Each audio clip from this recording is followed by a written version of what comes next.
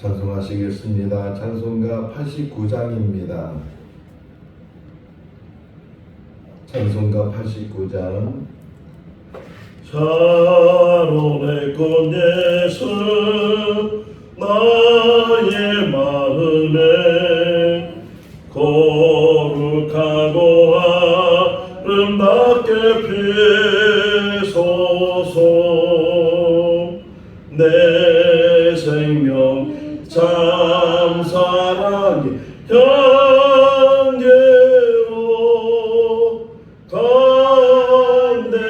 간대마다 풍겨나게 하소서. 예수 샤론의 꽃 나의 맘에 사랑으로 피소서.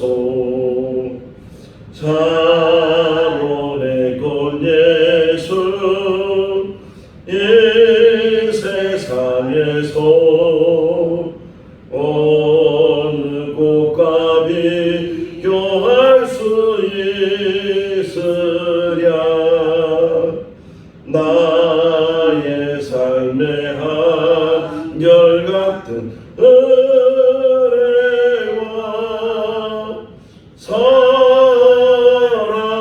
사랑으로 가득하게 하소서.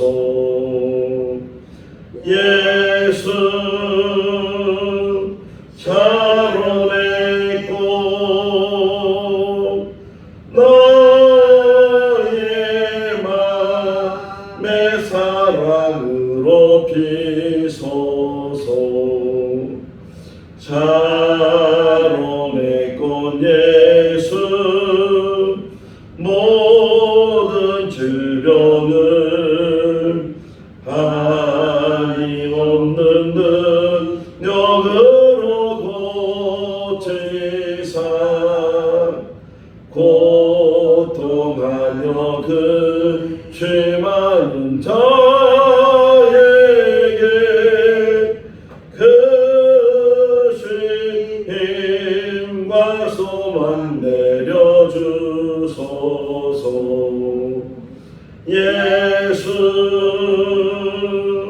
샤론의 꽃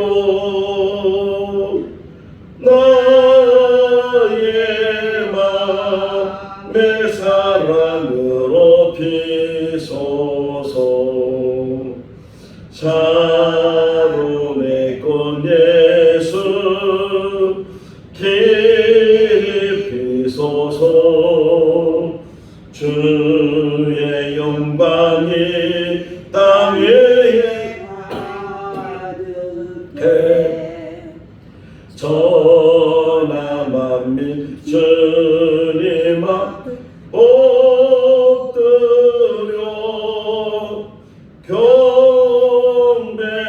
경배하며 영광 돌릴 때까지. 예수 샤론의 꽃 나의 맘에 사랑으로 피소서. 마태복음 1장 17절에서 25절 말씀입니다. 마태복음 1장 17절에서 25절 말씀. 그런즉 모든 대수가 아브라함부터 다윗까지 14대요 다윗부터 바벨론으로 사로잡혀 갈 때까지 14대요 바벨론으로 사로잡혀 간 후에부터 그리스도까지 14대더라. 예수 그리스도의 나심은 이러하리라. 그의 어머니 마리아가 요셉과 약혼하고 동거하기 전에 성령으로 잉태된 것이 나타났더니 그의 남편 요셉은 의로운 사람이라 그를 드러내지 아니하고 가만히 끊고자 하여 이 일을 생각할 때에 주의 사자가 현몽하여 이르되 다윗의 자손 요셉아 내 안에 마리아 데려오기를 무서워하지 말라. 그에게 잉태된 자는 성령으로 된 것이라. 아들을 낳으리니 이름을 예수라 하라. 이는 그가 자기 백성을 그들의 죄에서 구원할 자이심이라 하니라. 이 모든 일이 된 것은 주께서 선지자로 하신 말씀을 이루려 하심이니 이르시되 보라, 처녀가 잉태하여 아들을 낳을 것이요 그의 이름은 임마누엘이라 하리라 하셨으니 이를 번역한즉 하나님이 우리와 함께 계시다 함이라. 요셉이 잠에서 깨어 일어나 주의 사자의 분부대로 행하여 그의 아내를 데려왔으나 같이요. 아들을 낳기까지 동침하지 아니하더니 나음의 이름을 예수라 하리라.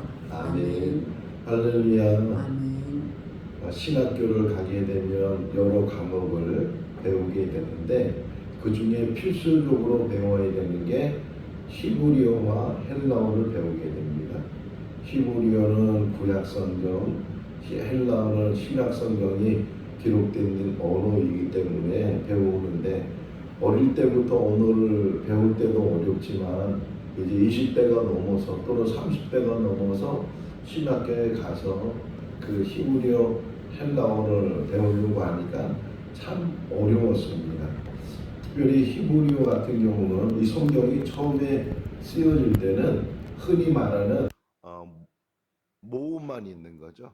모음으로만 이제 기록이 돼서 성경으로 이렇게 전해지고 있는데 모음으로만 돼 있다 보니까 후대 사람들이 어떤 때는 잘못 읽을 수도 있고 그러기 때문에 이제 그 모음에다가 자음을 붙였어요. 근데 히브리어 자음은 점으로 찍어대는데 한 개 찍을 때도 있고 두 개 찍을 때도 있고 심지어는 5개를 찍을 때도 있고 그 점이 또 그 모음에 안에 들어갈 때도 있고 밖에 들어갈 때도 있고 지금 이제 그 히브리어를 쓴다면 그래도 컴퓨터나 아니면 정확한 어떤 필기 기술을 가지고 잘 찍을 수 있는데 그 옛날에 그 양피지 같은데 파피루스 같은 데다가 이 히브리어를 쓰다 보면 점이 하나 찍었는데 2개가 될 수도 있고 혹 그렇게 될 수도 있잖아요. 근데 어쨌든 이 점이 몇 개가 찍혀져 있느냐에 따라서 읽는 단어가 달라지게 되고 의미가 달라지게 돼. 예수님 말씀하실 때 1.1획도 이런 말 하잖아요. 1.1획, 이 점 하나 또는 획 하나 이것도 없어지지 않는다고 말씀하시는 그 말씀을 보면 얼마나 이 히브리어를 정확히 써서 우리에게 전달돼야 되는가 하는 것을 생각해 볼 수 있고 또 그러면서도 이제 또 성경에 대해서 또 비평론이라는 것을 배우는데 그때 하다 보면 이 사본이잖아요. 원본은 지금 없어요. 성경의 원본은 없이 사본만 우리에게 전해지게 됐는데 사본이라는 것은 카피하는 거예요. 지금은 복사기가 있어서 정확하게 카피가 되고 복사가 되지만 그 당시에 그 사본이라는 것은 받아 쓰는 거거든요. 또 받아 쓰는 것도 두 종류예요. 한 사람이 이렇게 읽으면 많은 사람들이 앉아서 그 읽는 소리를 들으면서 받아 쓰는 경우가 있고 또 받아 쓰는 경우는 그 한 권을 두고서 보면서 그것을 받아 쓸 수가 있죠. 근데 읽어서 여러 사람이 쓸 때는 한꺼번에 많이 쓸 수 있지만 때로는 정확히 쓰지 못하게 되고 이런 경우도 있을 테고 또 한 사람이 한 권을 보면서 쓰는 것은 어떤 면에서는 더 정확히 쓸 수 있지만 더디게 사본이 만들어지는 게 더디게 만들어질 수도 있고 또 그렇게 쓰여지는데 아무리 정확히 쓴다고 써도 이 잘못 쓰는 경우가 있잖아요. 그러니까 고의적으로 잘못 쓰는 건 아닌데 그냥 쓰다 보니까 어떻게 점을 하나 더 찍었다든가 점을 하나 더 찍지 않았다든가 그럴 수도 있고 또 이제 대부분 성경을 사본을 쓰는 사람들은 어떤 사람은 대부분 성경의 지식이 있고 학자적인 그런 사람들이 사본을 쓰니까 어느 정도 이제 성경의 맥을 다 알고 있고 그러다 보면 이 쓰는 사람이 쓰다가 요거는 좀 요 말이 좀 더 있으면 좋겠다 그런 경우 그래서 이게 우리 성경에도 나오는데 어떤 사본은 있고 어떤 사본은 없고 뭐 그런 표시도 많이 나오게 되면 어떤 면에서는 의도적으로 더 넣을 수 있고 덜 넣을 수도 있고 이제 그래요. 근데 완전하게 이게 다 이렇게 사본이 돼서 우리에게 전해지지 않은데도 불구하고 우리 성경에 어떤 면에서 불완전한 모습들을 가지고 있는데도 불구하고 그럼에도 불구하고 하나님의 말씀으로 전해지고 있고 그 하나님의 뜻을 우리가 이 성경 안에서 헤아릴 수 있다는 게 큰 은혜고 축복인 줄로 믿습니다. 이제 마태복음 이제 보는데 이 마태복음에 아브라함과 다윗의 자손 예수 그리스도의 계보다 이러면서 족보 이야기가 나오잖아요. 우리가 토요일 날 이제 마태복음 1장 1절부터 봤는데 거기 보면 아브라함이 이제 이삭을 낳고 이삭이 야곱을 낳고 야곱이 유다와 그 형제들을 낳고 이런 식으로 쭉 나간단 말이에요. 근데 맨 마지막 16절에 우리 10절 읽었잖아요. 10절 다시 한번 읽어보실래요? 야곱은 마리아의 남편 요셉을 낳았으니 예수가 나시니라 그래. 그 전까지는 요셉이 낳기 전까지는 다 낳고가 나와요. 누가 누구를 낳고 누가 누구를 낳고 이렇게 해서 또 바벨론 끌려가면서 누구를 낳고 또 바벨론 끌려갔다가 돌아오면서도 또 누가 누구를 낳고 딱 해다가 이제 요셉을 낳고 야곱이 요셉을 낳고 요셉이 여기서 말하는 요셉은 마리아의 남편 예수님의 육신의 아버지가 되는데 이 요셉이 이제 실제로 어떻게 표기가 돼야 돼요? 이 우의 순서대로 하게 되면 뭐라고 표기해야 되는 게 정확히 표기되는 거예요? 요셉이 예수를 낳고 이렇게 표현이 되잖아요. 요셉이 야곱이 요셉을 낳고까지는 됐는데 그 요셉이 이제 예수를 낳고 이렇게 표현이 되잖아요. 근데 16절을 보시면 없다는 거죠. 다른 이제까지는 낳고 했지만 이제 요셉이 예수님의 육신의 아버지로 있지만 그러나 예수님은 낳고 이렇게 해서 일반적인 사람에 의해서 출생하는 것이 아니다 하는 것을 이제 이야기. 그것을 이제 설명하는 게 오늘 본문이에요. 설명하는 게. 또 그러면서 16절 다시 보시면 그 예수를 뭐라고 또 표현하면 그리스도라 칭하는 예수. 아니 그 다음부터 어떻게 나오냐면 예수 그리스도 이렇게 표현돼요. 근데 그 전 16절에서는 그리스도라 칭하는 예수. 이 말은 어떤 의미를 가지고 있어요? 아직 확실하게 이제 이분이 그리스도라는 것을 사람들이 모르고 이제 시작이라는 거예요. 이 예수라는 사람이 누군가를 지금 이제 쓸 거다. 근데 이 예수라는 사람은 어떻게 출생했는지를 지금 쓸 거고 이 예수가 누구냐? 그리스도다. 근데 그리스도다 이런 말을 이제 그리스도나 칭하는 예수를 이제 내가 써서 이분이 바로 그리스도다. 이분이 바로 우리 구주시다 하는 것을 이 기자가 쓰려고 하는 의도를 가지고 있어요. 요한복음 20장 31절 말씀에 보게 되면 왜 이것을 기록했는가? 그 예수님이 하나님의 아들이시고 그 아들이신 그 이름을 통해서 생명을 얻기 위해서 이것을 썼다. 이렇게 말하고 있는 것처럼 아예 마가복음 1장 1절에서 뭐라고 해요? 예수 그리스도의 복음이라는 게 하나님의 아들 예수 그리스도의 복음 이렇게 선포하면서 쓰고 있는 것처럼 자 예수를 이제 기록을 하는 거예요. 예수를 기록하는데 예수가 누구냐? 바로 그리스도다. 근데 그 예수가 족보로 따지면 바로 아브라함부터 시작해서 다윗에 의해서 또 다윗을 시작해서 그리고 예수가 그 육신적인 족보를 가지면서 이 땅에 태어나는데 다만 어떤 일반적인 사람들처럼 낳고 하는 그런 부부간의 어떤 관계를 가져서 출생하는 것이 아니고 이분은 특별히 부부 관계가 이루어지지도 않은데도 불구하고 출생하시는 분인데 처녀가 잉태를 해서 그래서 이제 이 세상에 오시는 분이시다. 왜 그래야 되느냐? 이사야 7장 14절 말씀에 뭐냐면 처녀가 잉태하여 아들을 낳으니 그 이름이 임마누엘이라 이제 이따가 또 나오는 말씀을 보게 되는데 처녀가 아기를 왜 이렇게 했을까? 복잡하게 똑같이 사람으로 태어났으면 사람으로 태어나는 과정을 밟으시면 되는데 왜 이런 복잡한 과정을 처녀가 어떻게 아기를 낳는가? 난자와 정자가 만나서 이게 아기가 되는데 난자와 정자를 어떻게 만나지 않고 아기가 될 수 있는가? 뭐 이런 논란도 지금도 있을 수 있잖아요. 그런데 꼭 굳이 이렇게 해야 되느냐? 오시는 목적 때문에 그렇다는 거예요. 우리가 흔히 이제 신앙생활하면서 듣는 이야기가 죄에 대해서 일단 예수 이름이 뭐냐? 그가 자기 백성을 그들의 죄에서 구원할 자십니다. 이렇게 말하는데 죄에 대해서 이제 우리가 설명할 때 죄라는 것은 크게 두 가지 죄가 있다는 거예요. 무슨 죄가 있어요? 원죄가 있고 자범죄가 있다 이렇게 표현해요. 원죄라는 것은 아담과 하와부터 시작되는 죄라는 거예요. 그러니까 사람으로 태어나는 그 자체가 죄를 가지고 원죄를 가지고 태어나게 되고 그 자신이 살아가면서 스스로 짓는 죄를 흔히 자범죄 이렇게 표현해요. 그러니까 사람으로 태어나는 것은 죄인이고 죄를 가지고 태어나기 때문에 부득이하게 예수님이 오신 목적이 뭐예요?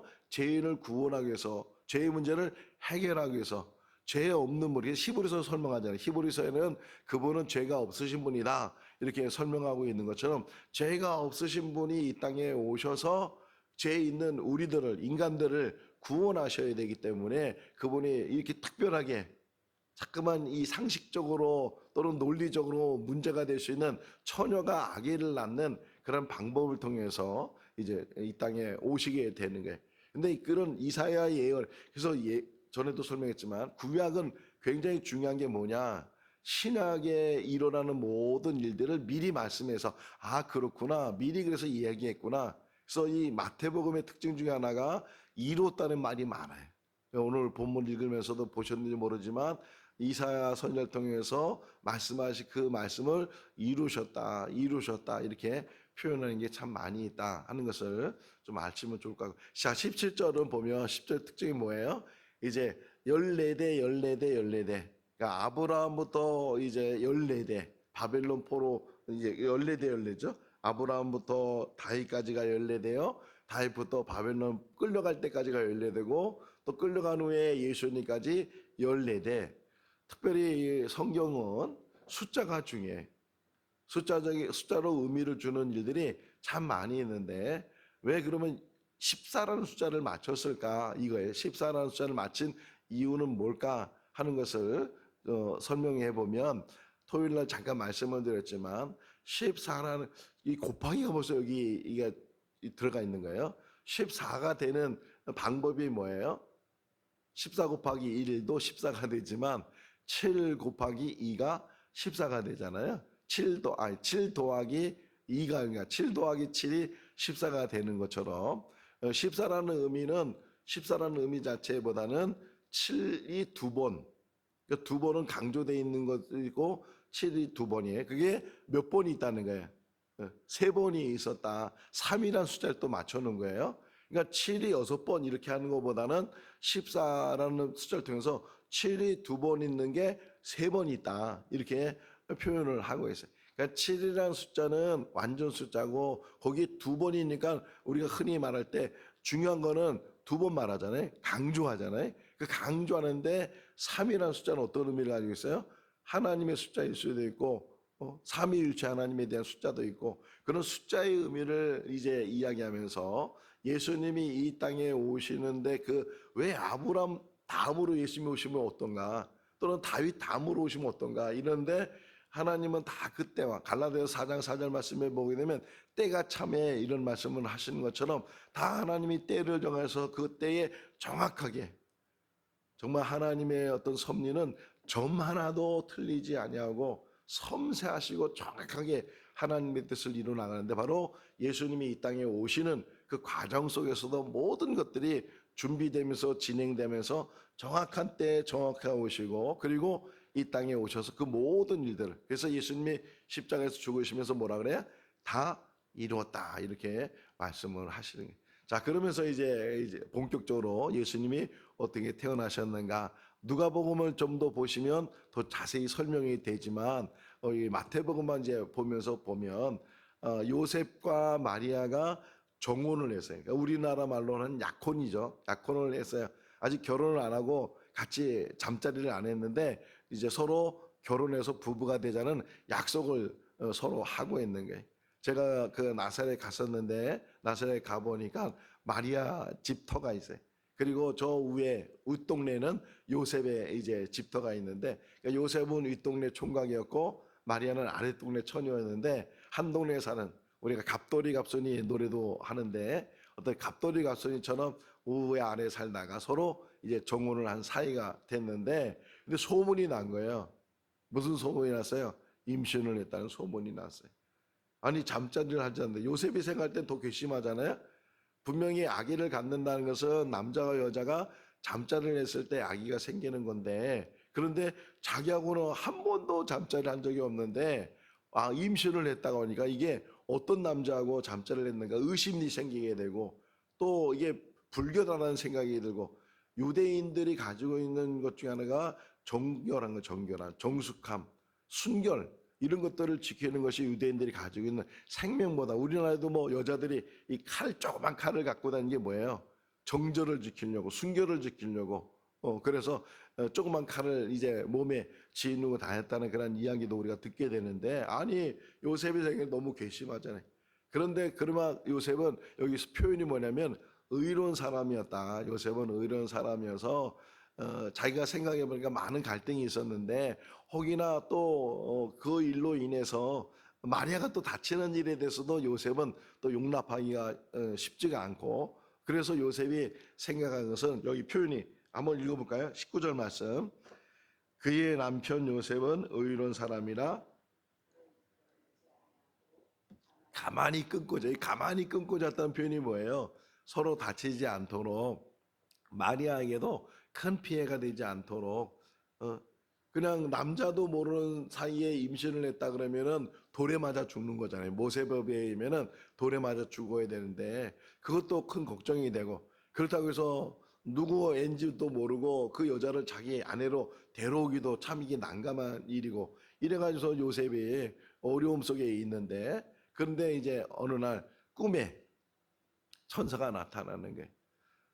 동방 박사들이 찾아와서 아기 예수를 경배하고, 원래는 예루살렘에 들렸다가 헤롯이 말하기를 너희들 가서 경배하고 다시 나한테 와서 어디 있는지 알려주면 나도 가서 경배하겠다. 그런 말을 듣고 베들레헴에 가서 아기 예수 만나서 이제 경배하고 하룻밤 자는데 천사가 나타나서 헤롯에게 가지 말라, 이런 말을 듣고 다른 길로 갔다는 거예요.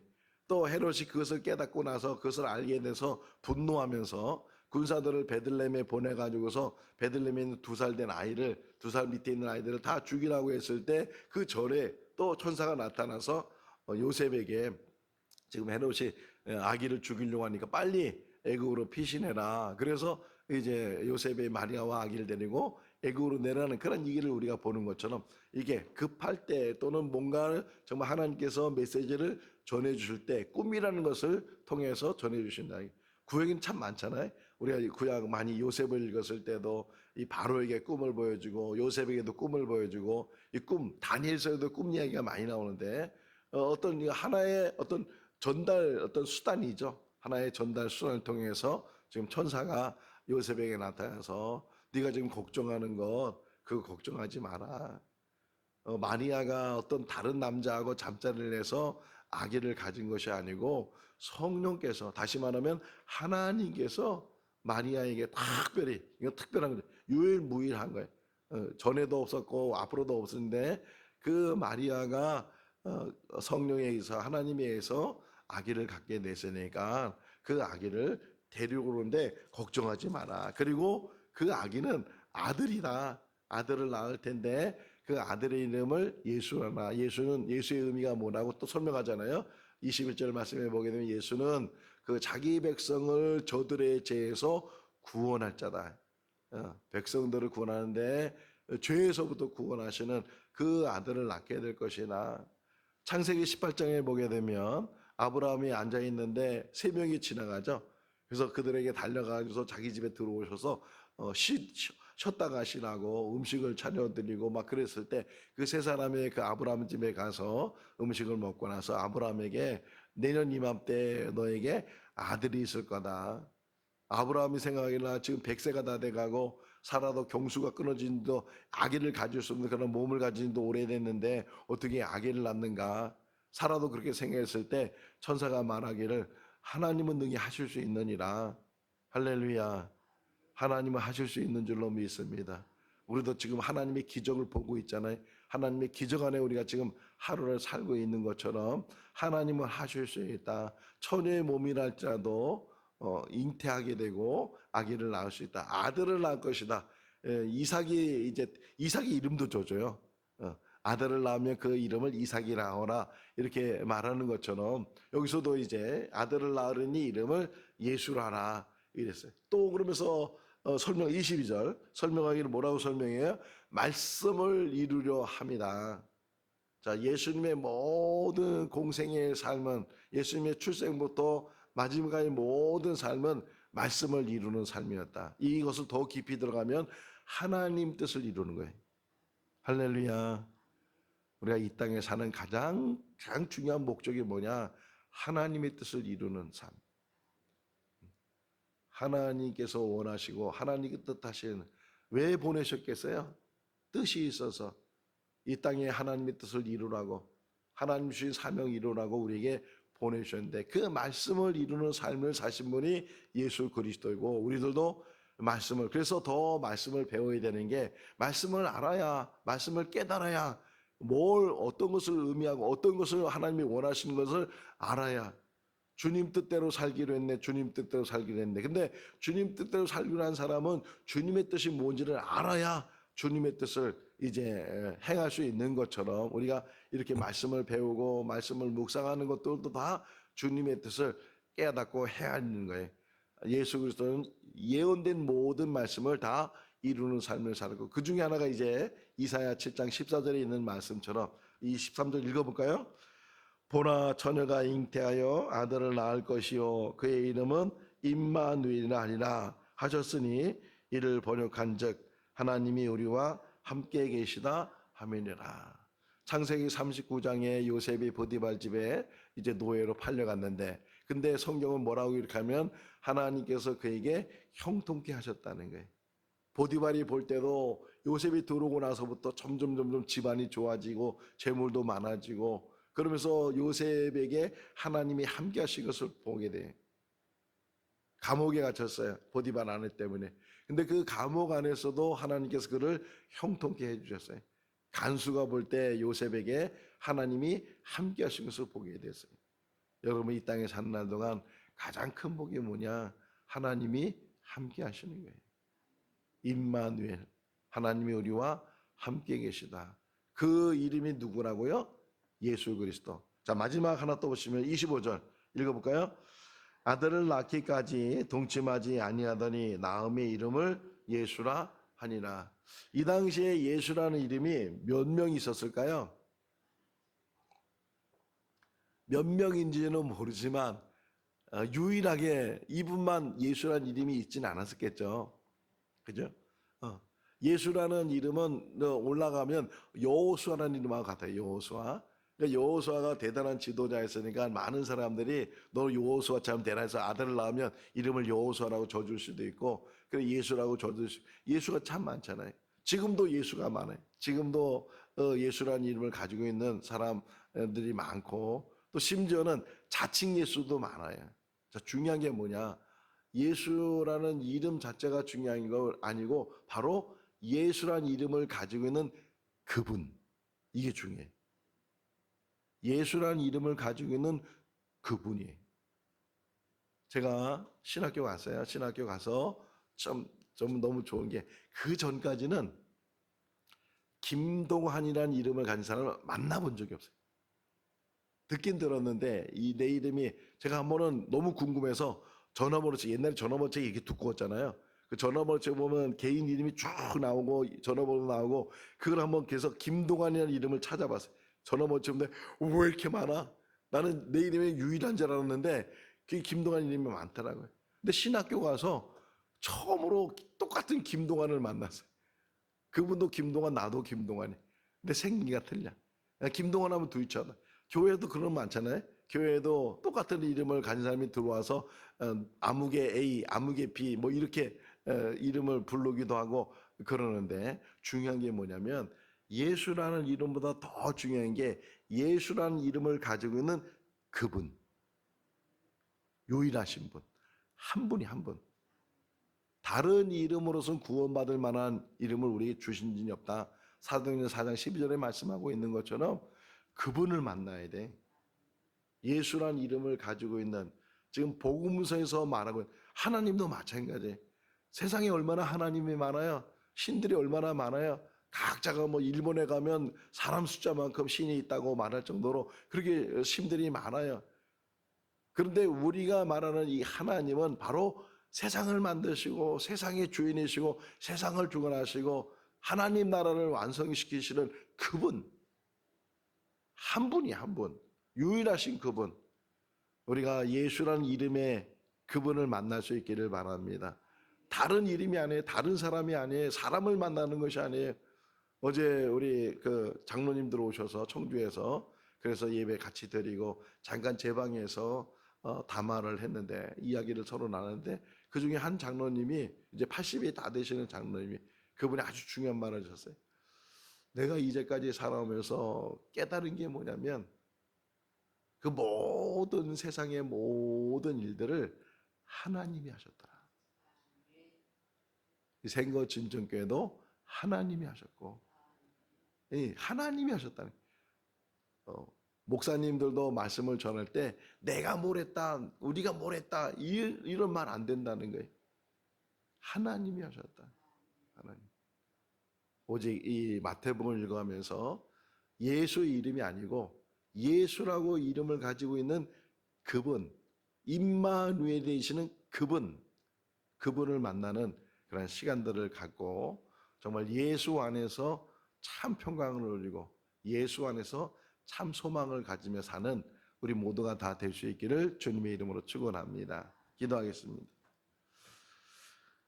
사랑이 많으신 하나님 아버지, 오늘도 새날을 주시고 또 주님의 전에서 또 이 영상을 통해서 하나님의 말씀을 묵상하게 하여 주신 것 감사합니다. 복음서를 통해서 예수님을 만나기를 원합니다. 예수란 이름을 가지고 계신 하나님을 만나기를 원합니다. 하나님은 오직 한 분이시고 우리의 참 구주이시고 우리의 구원자이십니다. 베드로가 고백한 것처럼 주는 그리스도시요 살아계신 하나님의 아들이십니다. 그런 고백이 우리의 고백이 되게 하여 주시옵소서. 예수 만나는 기쁨이 세상의 그 어떤 것하고도 비교할 수 없는 것을 깨닫게 하시고 샤론의 꽃처럼 아름다운 모습의 꽃처럼 향기 나는 그 꽃처럼 예수 안에서 저희들 참 기쁨을 누리게 하시고 평안을 누리게 하여 주시옵소서. 오늘 주 안에서 맡겨진 사명 잘 감당하는 복된 하루가 되게 하여 주시기를 간절히 바라옵고 예수 그리스도의 이름으로 기도하옵나이다. 아멘. 마쳤습니다. 자유롭게 기도하시기 바랍니다.